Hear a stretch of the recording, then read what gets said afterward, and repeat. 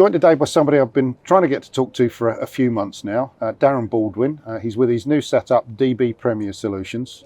You'll all know him well from being the head of playing services at Tottenham Hotspur until quite recently. Darren, thanks for taking time out. I know you're setting up a new venture, so that's obviously busy.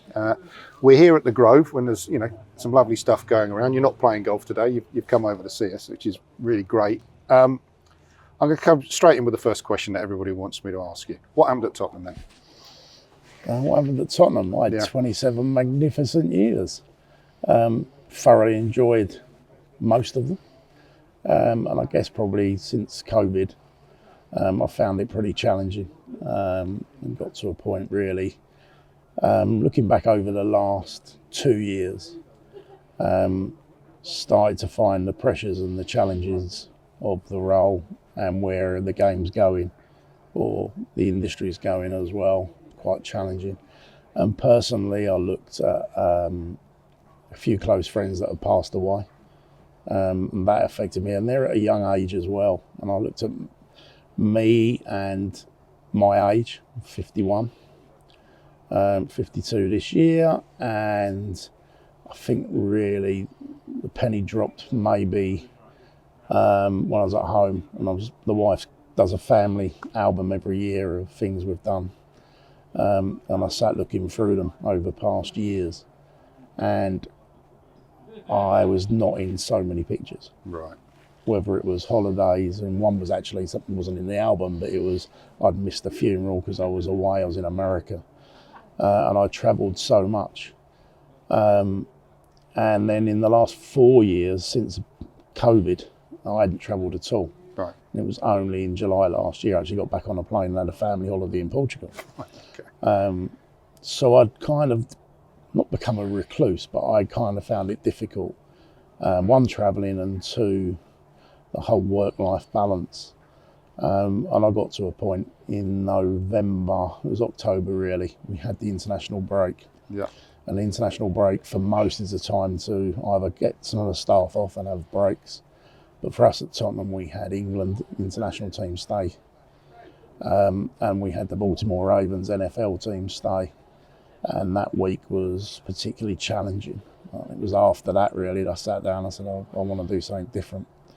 And I'm sure we'll talk about what I'm doing now, but well, before we get there, that was a machine, what I've purchased that I really believed in. I had it on demo in that summer, and then I just sat down with Tottenham and said, look, I'd like to go and do something different, and we were in agreement, and I'll leave it in great hands. The club were fantastic for me. They've been great for me over the years. The industry's been great for me, and I left behind a great team. Nick at the training ground is well within the remit of doing that job. Sam's the landscape manager, and Gary Lee in the stadium doing a fantastic job in the stadium. So it was all in good hands anyway. So, and that's it. So, I'm going to address it. Despite the rumours, which I'm there's always rumours. Oh, why has he left such a great job? Must be something behind it. It was all on good terms. It's all on good terms, Martin. I mean, I come out and I listen to rumours and listen to tittle-tattle. And to be honest, who else was in the rumours was probably affects more than it affects me because there was nothing there. But I'll go back to, it was about Darren Baldwin and what was right for Darren Baldwin. And the stresses and the pressures of that role. As much as people think, it's the best job in the world, and you get to go and see the world, literally. Yeah. Those challenges after that amount of time, it got to a point where I've had enough. I've got a friend who's in banking. He's done exactly the same at almost the same time, and he's now doing a job, for a supermarket company, for 20 hours a week, because he just didn't want to do the pressures and the strains of what that level of job entails.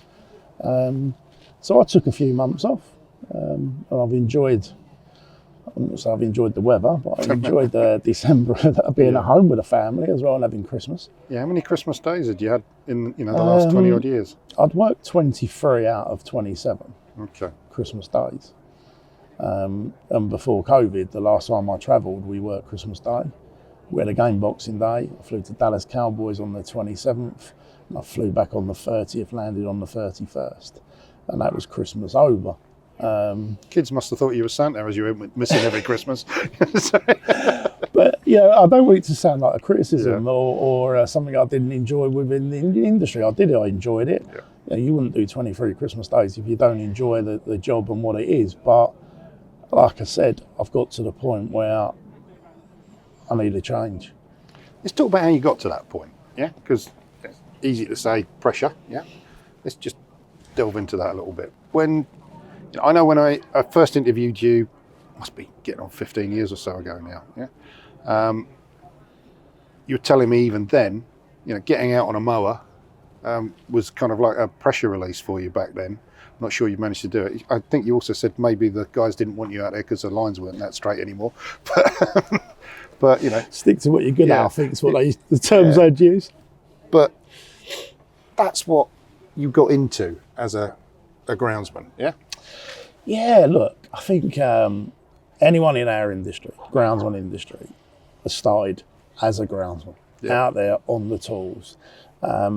And that's what you would do. You go out, you gain experience, you'd move up using different machines. So from a hand mower to a ride-on mower to a tractor to using the verti-drones to using corros and all the big stuff.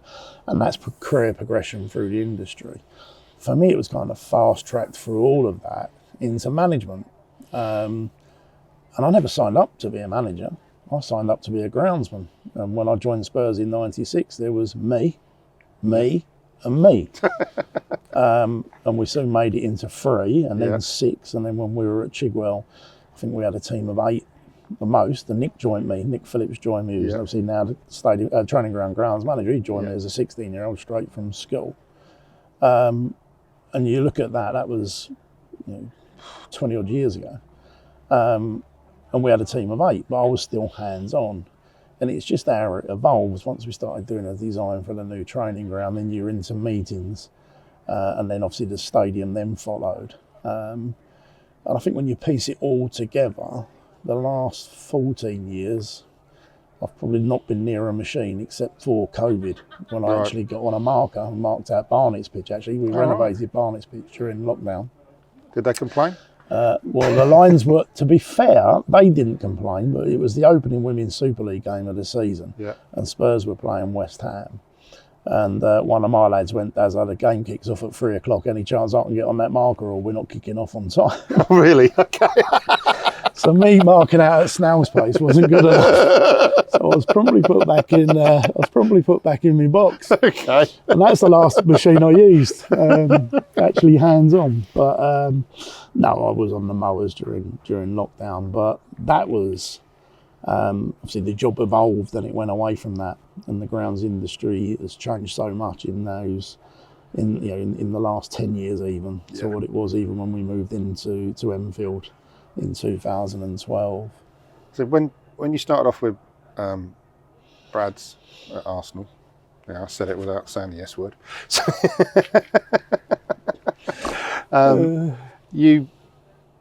It was kind of pre-Sky and everything, wasn't it? So the money wasn't coming in. Is that fair, or is it certainly the eyes that are now on you as the surface is certainly pre-social media and the kind of criticism that could just get out there from anybody? Yeah, it was back in then, like the end of the 80s, early 90s. Yeah. It was match of the day and the big match live, one game. Yeah. The Premier League hadn't been born then. It was 93 before the Premier League, inception of the Premier League. I think they went hand in hand, the Premier League and Sky at the same time. I remember having the Sky Strikers on a Monday night and all the dancing girls back in those days at Highbury, and that's when it first when it first really started to be real eyes on what the quality of the pitches were and the playing surfaces, and that's probably the first bit of real media attention you got. Other than that, I can remember throwaway comments on the radio. Yeah. Brian Marwood, I remember doing a interview with Jonathan Pearce on Capital Gold Sport. Yes, still listen to that. And I remember him having a throwaway comment about the pitch in '89, and it could cost us the league. And don't worry, the groundsman's getting his P45 tomorrow. Oh, right, okay. And I know that was, it was tongue in cheek, but Steve took that very personal, because it was a bad year, and it was a bad year, but no fault was Steve's. Yeah. Steve had been brought in by George Graham to make a transition on the pitch, and then obviously Steve and his career and the rest of its history from him rebuilding the pitch that summer. But that was as much as the media would be. There weren't no social media. There wasn't no TV interviews. It was very calm, the odd comment. And so there's that whole microscope, and then that doesn't come without adding pressure. But you sign up as, not just you, but you sign up to come in, you want to look after turf, you want to be in the outdoors, whatever it is that attracts you about that job is not necessarily, I want to be the top man looking after surfaces at Tottenham. Yeah. As you're going through that path,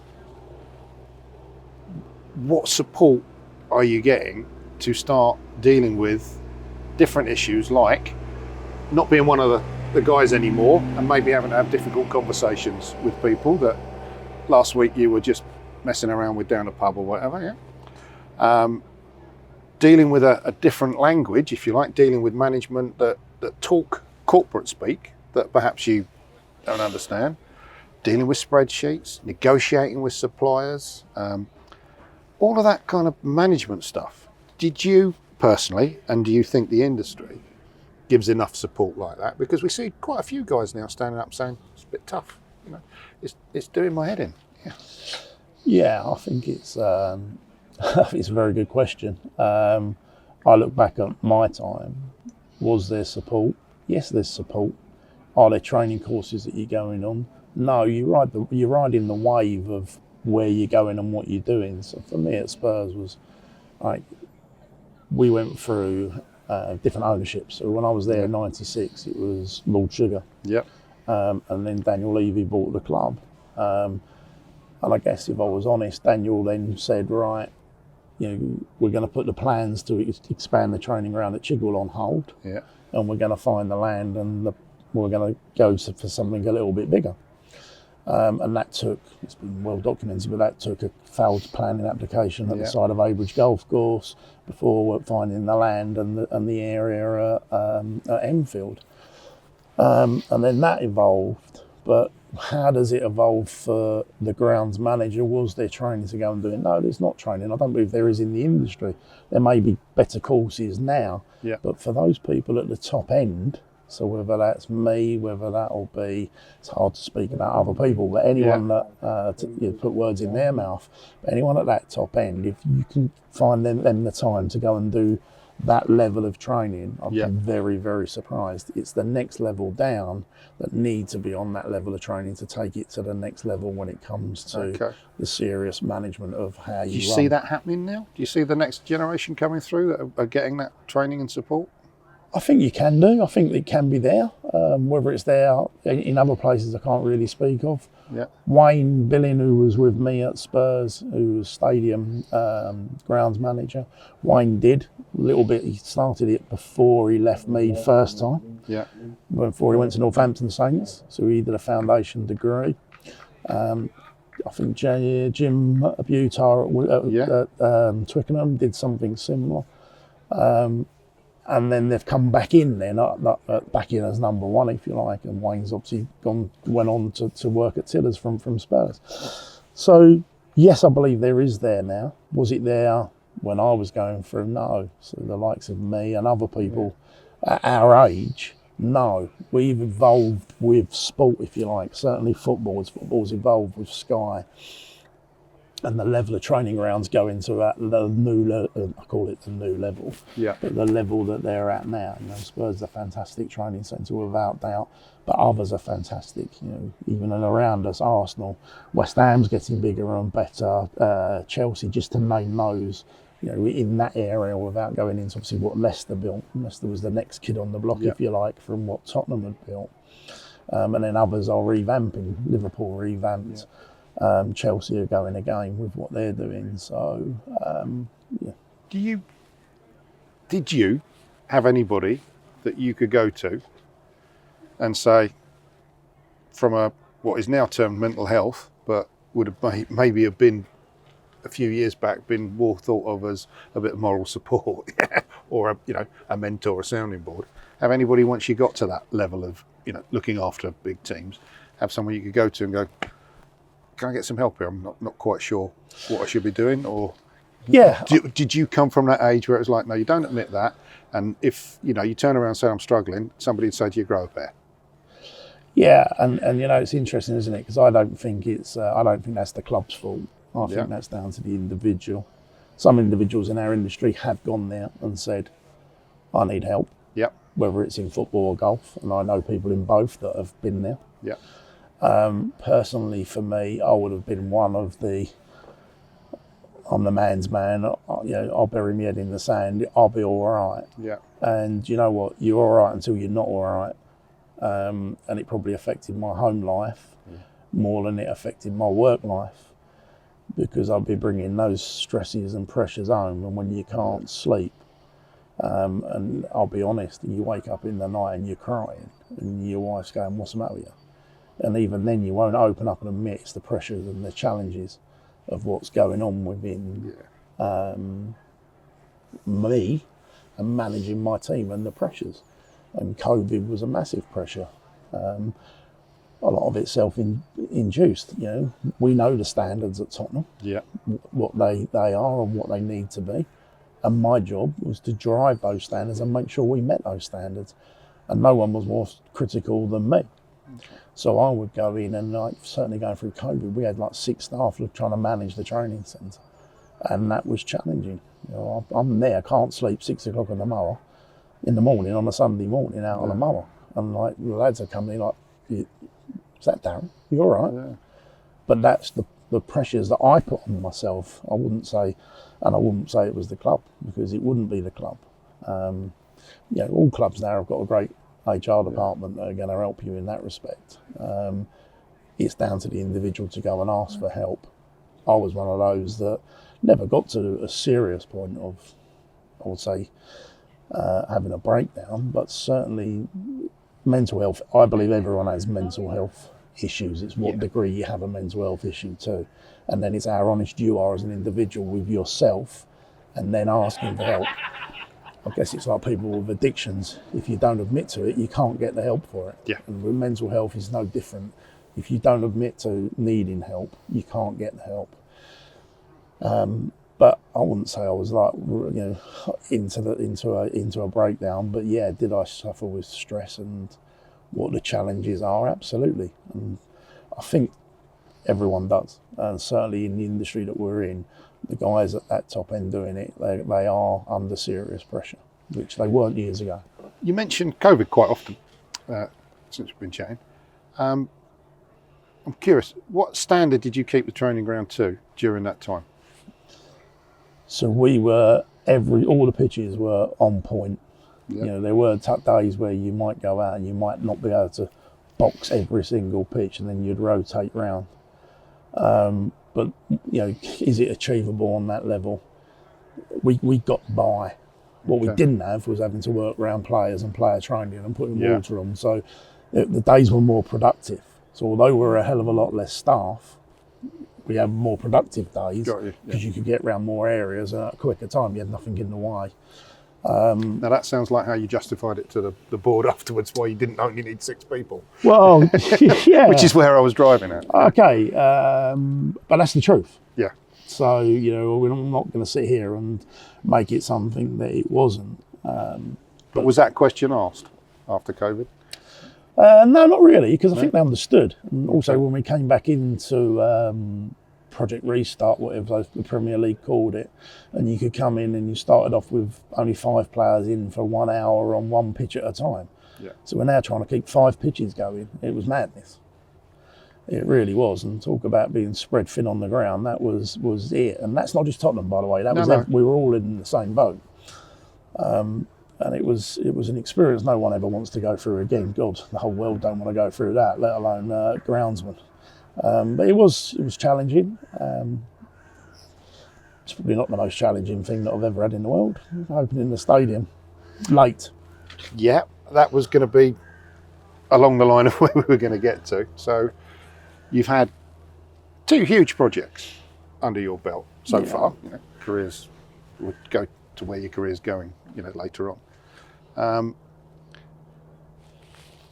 I'm just interested to say, okay, the stadium and big projects, that's another thing that is in that list of what you get prepared for.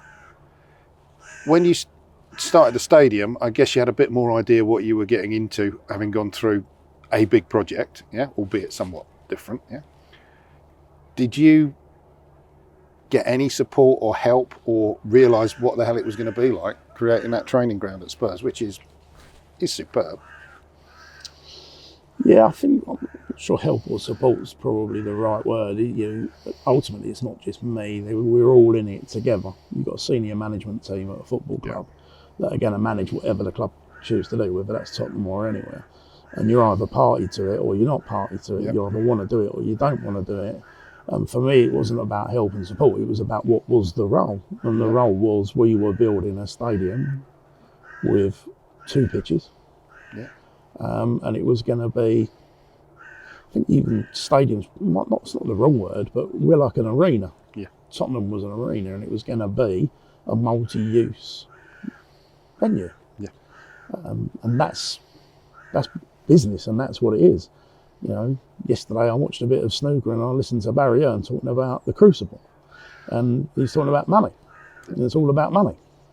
And I loved his interview because it was what it is, and whether it's Tottenham or any other business, it's about money, and that's what makes the world go round. And we were building a venue that was going to make money so it could be reinvested in the team. So the job, yes, it was challenging. I guess I wouldn't say I didn't fully understand, because I did, and I knew it was always going to be hard, was the fact that we're going to be a venue where we're trying to host stuff 52 weeks of the year. So back in the day of Arsenal, Highbury, you'd have that 6 to 8 weeks or 7 weeks in the summer, no football, no nothing.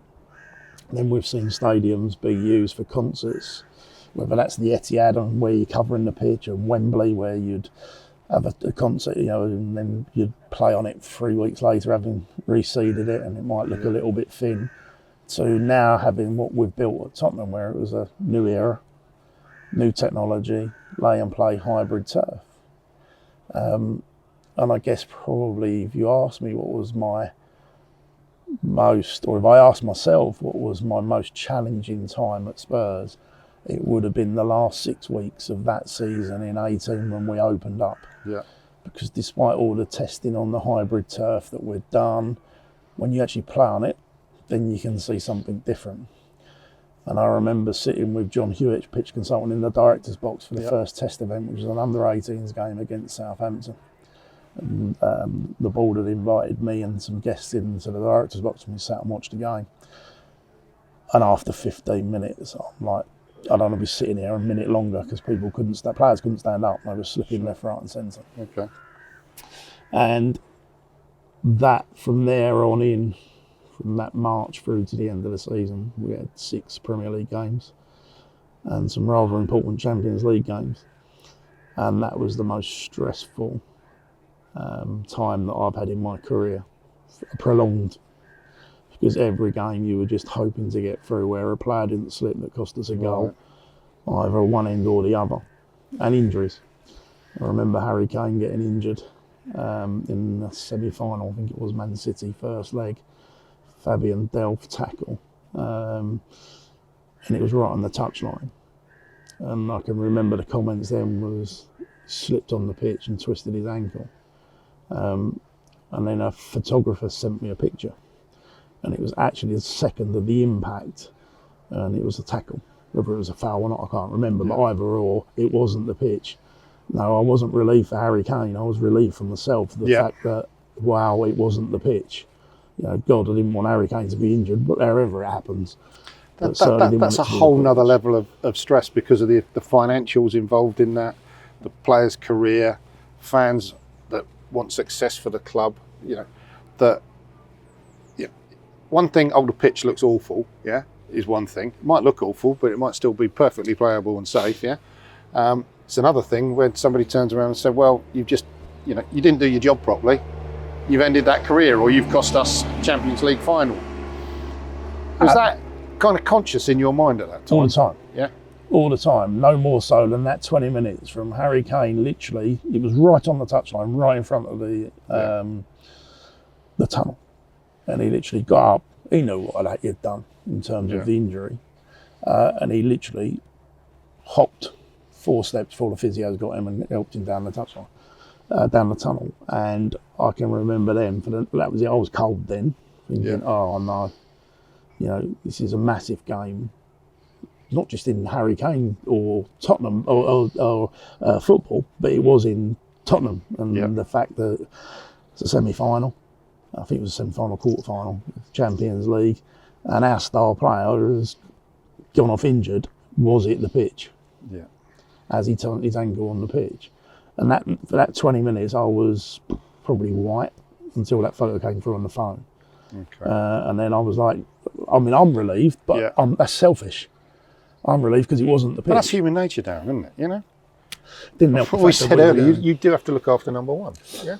Yeah. At the end of the day, it doesn't mean you do it to the cost of everybody else, but no. Listen, you care, and that's the thing. All of us, whether that's me at football, whether that's a top greenkeeper, not even a top greenkeeper, but a greenkeeper at any club, whether it's as we sit here at the Grove, whether it's the course manager here, or whether it's John Clark, I know very well at Woburn, and they've got a tournament. You are proud and passionate to have that event, and whether it's Neil at Wimbledon tennis,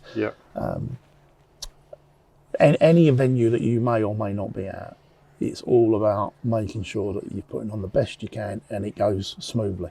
If we're not talked about, we've done a fantastic job. Yeah. If we're talked about, something's gone wrong inevitably. Those are the pressures and the stresses.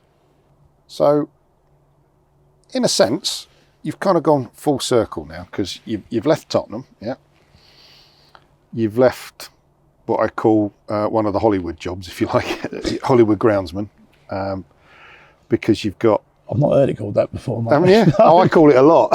Maybe not to people's face. You may not have the face for Hollywood, neither do I, but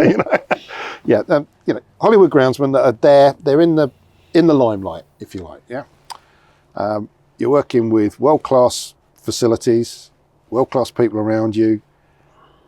You're involved in some really exciting events, not just football, And every day for a football fan like me, you're there, you can see players that are absolutely at the very top, And you've now gone off and you've set up DB Premier Solutions, And you're basically back where you started, aren't you? Pretty much. Like I say, when any of us get into this industry, we start off the grounds and something will lead you into that. Something will, in your psyche growing up, will be, what do you want to do, what don't you want to do? So for me, at a young age, driving up and down a football pitch, local football pitch with a Westwood tractor, ride-on tractor with a 1 metre water-filled roller, putting stripes in the pitch was how it started. Yeah. And that's me being a groundsman. So you stood back at the end of the day and you went, oh, that's lovely. Then you'd have a game of football and it'd be a mud bath. But it was great until they played. Yeah.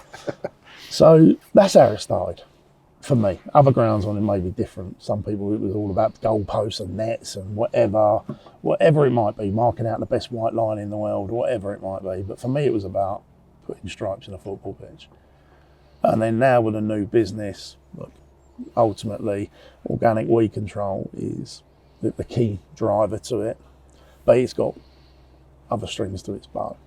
And I'm out playing with it last 2 weeks, and I've done some driveways, and the satisfaction of seeing a block paved driveway with algae all over it, so looking, I wouldn't say brand new, but restored to its former glory. Yeah.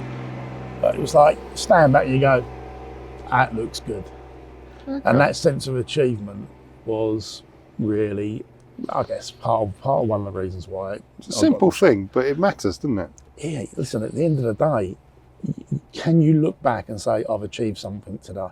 That's what I always say. Certainly when I was at Spurs and my landscaping team, they would go out hedge cutting, and sometimes they might be a bit sporadic, so they'd start one end and they'll get halfway. I think, no, get point A, and however far you get, then you can look back at the end of the day and say, I've achieved something today. Look what I've done, look what I've produced.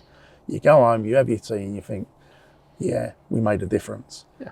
And that's what it's about. That's where going backwards. The job for me, it got to a point where I was going home and have I really made a difference today? Right. I've gone in, I've made sure that's all right, I've made sure this is all right, I've made sure that was done, I've answered that, I've done the politics of someone's whinging about this, or we didn't have any water on that, or someone hadn't done that, and you're fighting fires. That's what being a manager's about. But that's where the job had evolved, if you like, to being something I didn't sign up for, but then it grew into. And then, like I say, got back to last summer with the new business. And Dougie at West Ham had foam stream on trial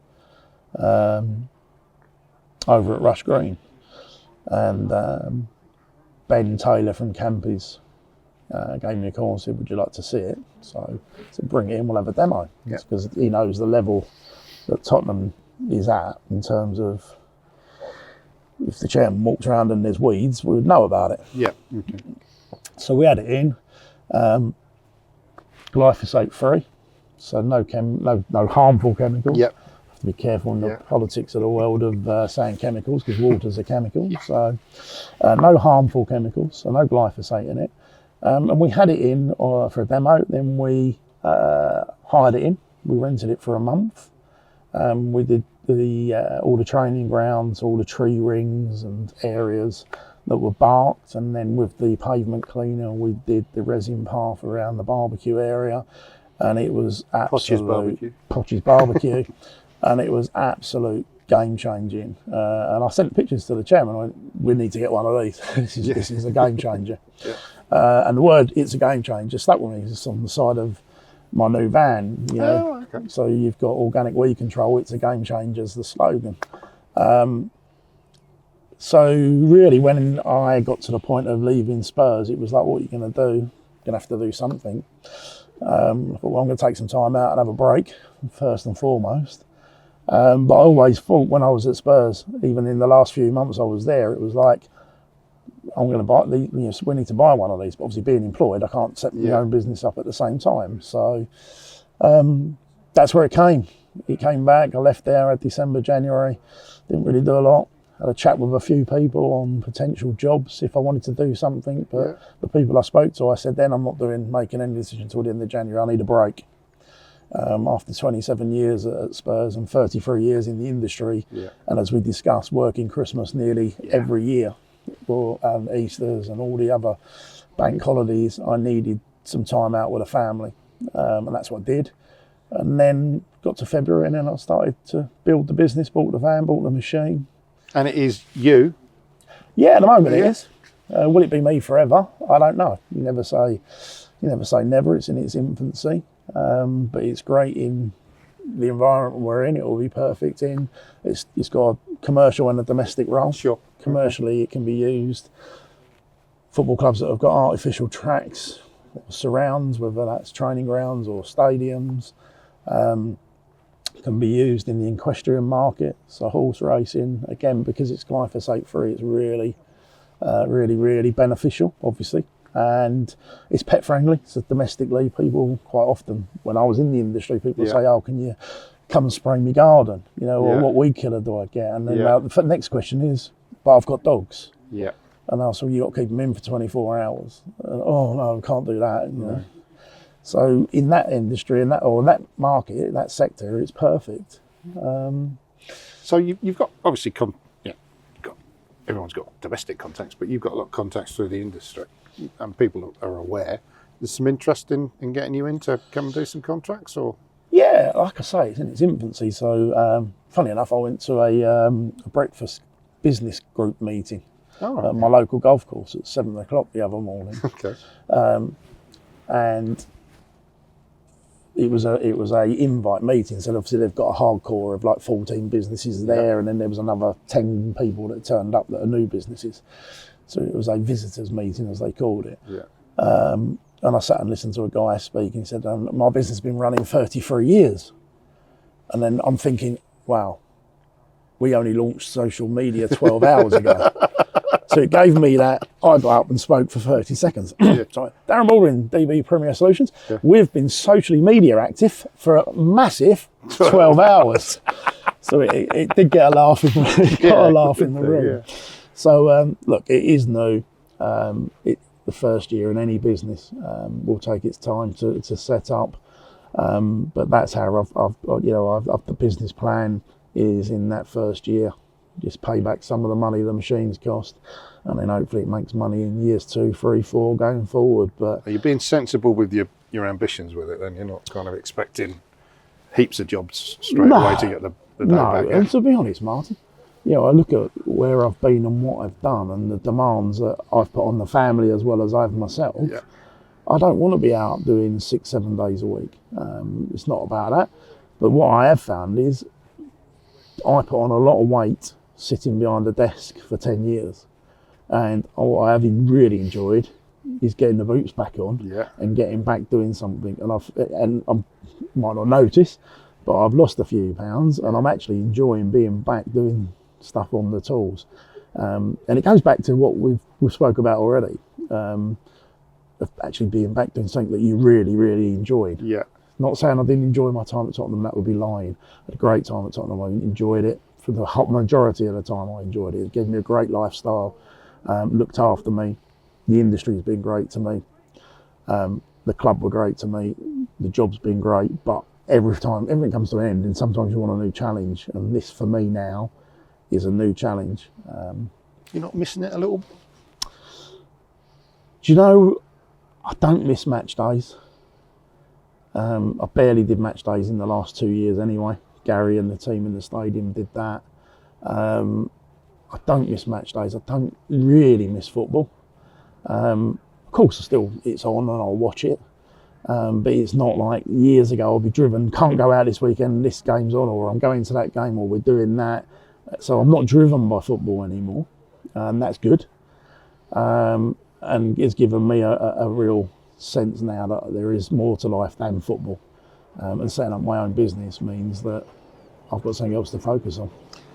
You obviously are really motivated by it. You're prepared for the rocky ride that running your own business can be. You got realistic.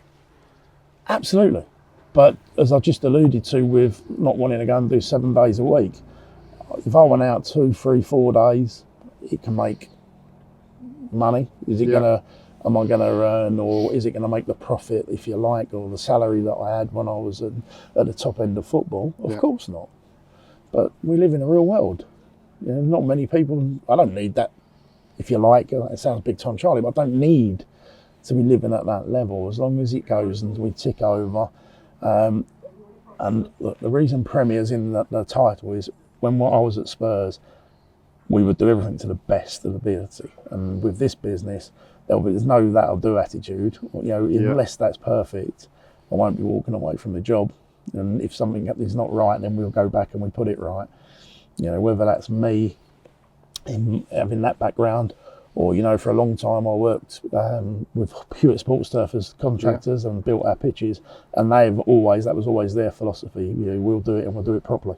Yeah. And that's the same with me. If we're going to do something, you do it to the best of our ability. I have first-hand experience of that with Hewitt's, because when we did our Turf Force project at Highfield Rangers in Leicester, they signed up to do a renovation, and they basically ended up doing almost a rebuild. And the level that they went to, because they, and John came down himself in the end and looked at it halfway through the job and went, nah, we've got to do a bit more than we signed up for here. And they did it all for free, and it was a fantastic. Yeah, and look, similar to what's happening here with GMA and their kind of deal with Husqvarna here, and they're trying to raise money to put robot mowers into grassroots sports venues, so rugby and football. So I think that attitude, I wouldn't say it's few and far between, but it's the right attitude.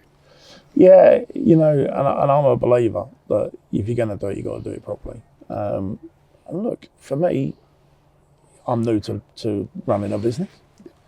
Some of the organic weed controls, so the foam stream ones, they'll look after themselves. The side part to that, doing domestic driveway cleaning, I probably haven't got it right yet on the pricing structure, because ultimately I'm pricing it to go and do a perfect job. Yeah. And also put the foam stream on as well. Whereas, with respect, you can get Johnny Jetwasher to come and do it for half the price. Yeah. But he hasn't got the machinery and the hot steam that the foam stream machine has. So when you just look at it as Billy Smith, who lives at number 42, and he's got 2 quotes to come and jet wash his driveway, then I would be too expensive. Yeah. And I understand that, but ultimately, if I'm going to do it, I'm not going to do a half job. And that's not knocking Johnny Jetwasher. No. But if you're going to get what you pay for, and I believe that you get what you pay for in this world. If you're going to pay good money, you'll get a very good job. Going forward, I mean, 30 odd years of experience at the top end, the very top end of football. How should we say, mentored, coached, developed by probably the best there was. Yeah. That's a lot of experience and knowledge and value to just throw away. Are you kind of walking away from things forever, or if opportunities are out there for big projects, for instance? Not many people have got the experience that you've got of working on those big projects with the turf kind of thing. I'm often asked that question in the last couple of months. Would you get back into football? Football's been my career, it's been my life. This business is something that can be can be run independent of me. Can I get back into the industry? Do I want to stay in the industry? Look, if opportunity knocks, don't knock it. I'm here, I'm available, I'm happy to have a chat with anyone that's potentially looking for my experience, knowledge, however big or small. I've helped out some local football clubs. In fact, where I live, Benfleet, are having a new stadium built with an artificial pitch. I gave them free advice and free conversation from my history and obviously my knowledge and my background. Can I get back into the industry? If the phone rings and it's the right offer, yes. Can I do stuff locally for up and coming groundsmen? Always be supportive of that, because it's given me a great life. And if I can give back, then I'll give back. Am I finished with the world of football? No. But that's not my decision, Martin. That will be other people that have got projects or businesses or jobs where can Darren Baldwin do something for them? Yes or no? A quick story, a good friend of mine was a footballer, professional footballer, played for England under 20s right the way up to, played for England at all levels right the way up to under 20s. Yeah. Roomed with Harry Winks, played with Dele Alli and Loftus Cheek. Was a professional footballer in a lower league, got injured just before COVID. And then I got him to see John McDermott, who's the FA Technical Director at England now, at the FA, was our Academy Director at Tottenham. And I got him to see him and have a chat with him on football, because he couldn't get a club in the lower leagues. And John was very bold and honest. And he said, sometimes, no matter how good you think you are, or how good you actually are, sometimes the game doesn't want you. Yeah. And he retired about 6 months later. I'm not saying John made him retire. No. But he couldn't get a club with COVID. Yeah. And he went on to do different things. And the same for me. The industry might not want Darren Baldwin anymore. Darren Baldwin might not have anything to offer in whatever sector it may be. But if that's the case, then that's it. I'm not going to sit here with a sob story. I've left Tottenham. I've set up a new company. Can I still offer stuff back into the world of football? Of course I can. I've got those 33 years. Not many people have built. And those projects. Built those projects. I'm sure, if it hasn't already, the phone will ring, Darren, and we'll see you again, and I hope we do. Whatever, it's great to see you as always. I think we're going to have to stop because Wayne's going to stop playing a second. But thanks for being so honest with us and taking time out and giving us, the exclusive on this, which, I know I've been chasing you for a while. So thanks for doing it, mate. Thank you. It's been a pleasure. Cheers.